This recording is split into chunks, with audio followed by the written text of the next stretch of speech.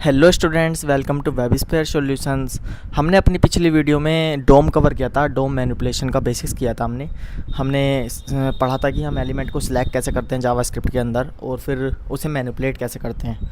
और अब हम पढ़ने वाले हैं इवेंट्स क्या होते हैं जावास्क्रिप्ट के अंदर। इवेंट्स बेसिकली हमारे कुछ सिग्नल्स होते हैं जो बताते हैं कि हमारे वेब पेज के ऊपर कुछ एक्टिविटी हुई है। लाइक हमने कोई बटन प्रेस किया है, या हमने किसी भी एलिमेंट को एक्सेस किया है, या हमने कुछ भी चेंज किया है। तो ये सब चीज़ें जो हैं इवेंट्स के थ्रू होती हैं। ये सब हम इन सब को क्या बोलते हैं, इवेंट्स बोलते हैं। अब मान लीजिए हमने कोई बटन प्रेस किया, तो उस बटन को प्रेस करने के बाद क्या होना चाहिए, ये सब कौन हैंडल करते हैं, हम इवेंट्स के थ्रू हैंडल करते हैं। अब मैं बेसिकली अगर डेफिनेशन की बात करूँ इवेंट्स की, तो events are signals that something has occurred. तो जो भी हमारे वेब पेज के ऊपर होता है तो हम उन्हें इवेंट्स कहते हैं। और इवेंट्स कुछ सिग्नल्स होते हैं जो बताते हैं कि हमारे वेब पेज के ऊपर कुछ एक्टिविटी हुई है। अब हम क्या करते हैं, हम सबसे पहले अपनी पूरी की पूरी बॉडी टैग को जो है खाली कर लेते हैं। अपना स्क्रिप्ट वाला पार्ट जो है रहने देते हैं।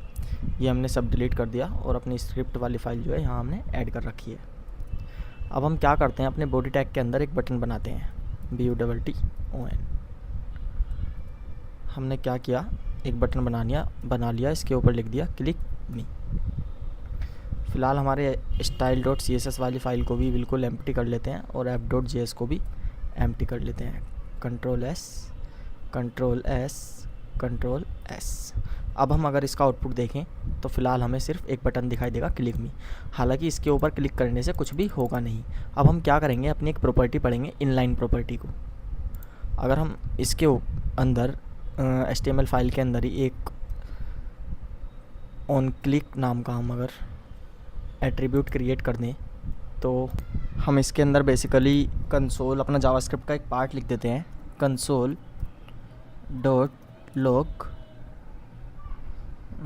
मान लीजिए मैं इसके अंदर लिख दूंगा कि बटन इज़ क्लिक्ड कि हमारा बटन जो है क्लिक्ड हुआ है। अब मैं क्या करूँगा,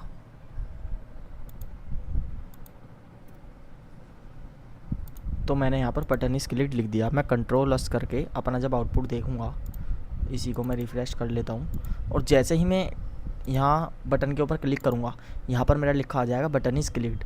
तो क्या हुआ, मैंने यहाँ पर एक छोटा सा इनलाइन इवेंट क्रिएट किया जिसके अंदर मैंने बटन के अंदर एक एट्रीब्यूट लिखा ऑन क्लिक और इसके ऊपर value they the console.log button is clicked. तो जैसे ही हमारा बटन क्लिक होगा तो हमारे console.log के ऊपर एक स्टेटमेंट लिख कर आ जाएगी कि बटन इज़ क्लिक्ड, कि हमारा बटन जो है क्लिक हो चुका है। इस बटन के ऊपर ऐसा नहीं है कि हमने एक बार क्लिक किया तो ये एक बार हो गया, उसके बाद हम दोबारा क्लिक करेंगे तो दोबारा लिख कर आएगा, दोबारा क्लिक करेंगे तो दोबारा लिख कर आएगा। हम इसके ऊपर जितनी बार क्लिक करेंगे उतनी बार हमारा बटन इज़ क्लिक्ड लिख कर आएगा। और ये हमें पता कैसे चल रहा है, यहाँ पर 12 लिखा हुआ आ रहा है ना, इसका मतलब है कि हम 12 बार इस बटन को क्लिक कर चुके हैं। एक बार और करेंगे 13 हो जाएगा, 14, 15। तो इस तरह से हम जितनी बार लिखेंगे उतनी बार हमारा बटन जो है क्लिक होगा यहाँ पर। अब हम इसे रिफ़्रेश कर देते हैं एक बार।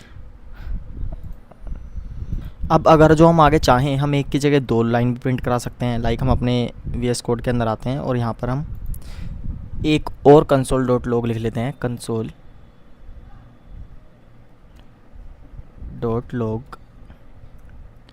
और हम यहाँ पर लिख देते हैं लाइक क्लिक्ड बाय यश वर्मा।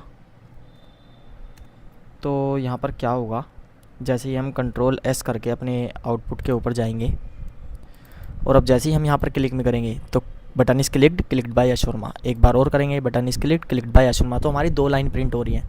तो इस तरह से हम जो है इवेंट्स को हैंडल करते हैं। यहाँ पर इनलाइन इवेंट हमने जो है इसको दिया है, इसका मतलब कि ये है कि जैसे ही हम ऑन क्लिक, जैसे ही हम बटन के ऊपर क्लिक करेंगे, हमारी दोनों की दोनों लाइंस जो है प्रिंट हो जाएंगी।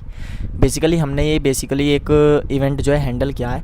हम इस तरह से जो है जावास्क्रिप्ट के अंदर इवेंट को हैंडल करते हैं कि इस बटन के ऊपर क्लिक करने से क्या होगा, या माउस को ड्रैग करने से क्या होगा। जो भी हमारे कीबोर्ड और माउस से जो फंक्शंस जो है ट्रिगर्ड होते हैं, उनसे क्या फंक्शनिंग होगी, उनसे क्या होगा, ये सब हम किस में करते हैं, इवेंट हैंडलिंग में ये सब चीज़ें हम सीखते हैं।